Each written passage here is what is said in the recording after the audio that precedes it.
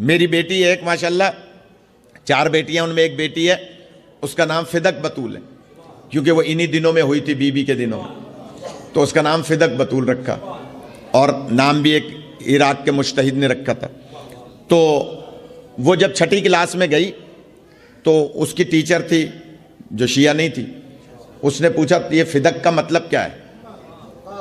تو اس نے کہا کہ آپ لغت میں دیکھ لیں۔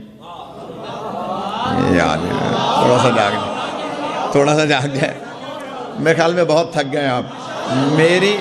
میری بیٹی ماشاءاللہ وہ میڈیکل میں پڑھ رہی ہے، اس نے جب 6ٹھی میں تھی تو اس نے ٹیچر سے کہا کہ آپ لغت میں دیکھ لیں مانا۔ اس نے کہا اچھا دیکھ لوں گی۔ وہ بھول گئی، اپنے گھر گئی، شوہر اس کا پروفیسر تھا، تو اس سے کہا بھائی میں دیکھنا لغت میں بھول گئی، تم تو پروفیسر ہو، میں تو ٹیچر ہوں 6ٹھی 7ویں کی، تو تم کالج میں پڑھاتے ہو، یہ فدق کا کیا مطلب ہے؟ تو اس نے کہا مجھے بھی نہیں پتا، پڑھاتے ہی نہیں ہیں، بتاتے ہی نہیں ہیں۔ وہ ہمارے کہنے لگے کہ مجھے نہیں پتا۔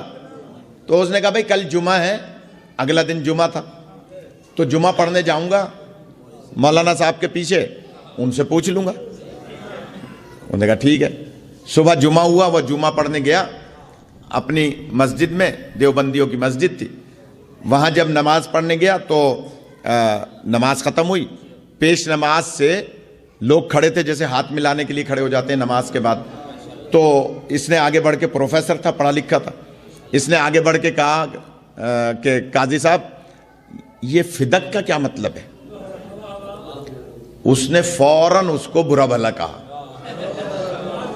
پروفیسر کو، غور کیجیے گا، پروفیسر کو برا بھلا کہا، اور کہنے لگا کہ تم شیعوں کے ساتھ بیٹھنے لگے ہو،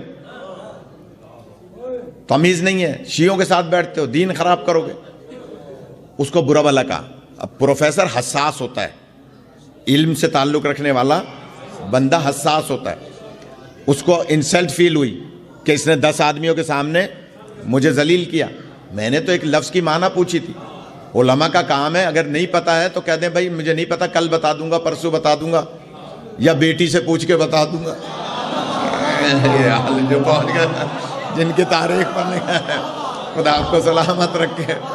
بھائی اگر نہیں جانتا تو جواب دے دے، لیکن وہ کہہ رہا ہے کہ غصہ ہو رہا ہے، پروفیسر کو برا لگا کہ اس نے میری بے عزتی کی ہے، دل میں سوچ لیا کہ آج کے بعد اس کے پیچھے نماز نہیں پڑھوں گا۔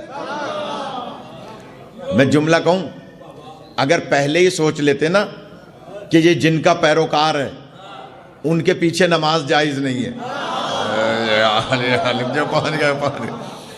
تو خیر کہ میں اب اس کے پیچھے تو نماز پڑھوں گا نہیں، بدتمیز مولوی ہے، لہٰذا اس نے کہا کہ میرے لیے کیا مسئلہ ہے، میں یونیورسٹی میں پڑھاتا ہوں، وہاں بہت بڑی بڑی لائبریریاں ہیں، وہاں کسی بھی لائبریری میں جا کر لغت میں بات لغت کی کر رہا ہوں، لغت میں دیکھ لوں گا، پتہ چل جائے گا۔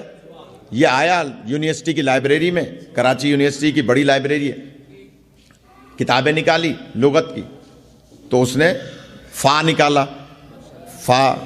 فدق سے فا نکالا، فہرست میں ہوتے ہوتے ہوتے فدق مل گیا۔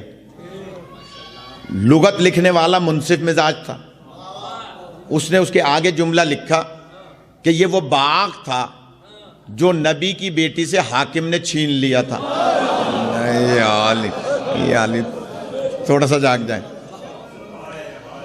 لغت لکھنے والے نے صرف اتنا سا جملہ لکھا، تفصیل نہیں لکھی کہ نبی کی بیٹی کون، حاکم کون، تفصیل نہیں لکھی، اس نے صرف اتنا لکھا کہ نبی کی بیٹی سے حاکم نے باغ تھا وہ چھین لیا تھا۔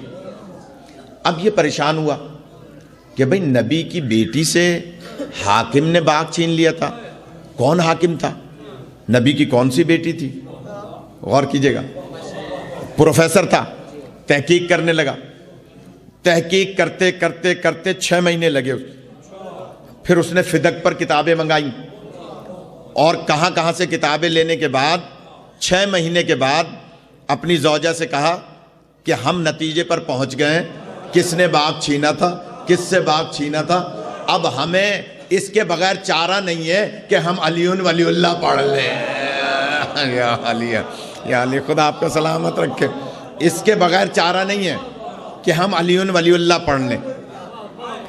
بچی نے نام کی معنی نہ بتا کے دعوت فکر دی. یا علی کہ تم لغت جا کے دیکھ لو، تمہیں لغت میں پتہ چل جائے گا کہ فدق کی معنی کیا ہے. اور وہ دونوں منصف مزاج تھے، پڑھے لکھے تھے. صحیح معنی لغت کی دیکھی تو دروازہ اہل بیت پر آ گئے. نتیجے پہ پہنچ گئے کہ کس نے چھینا تھا اور اس کی وجہ کیا تھی اور کس سے چھینا تھا.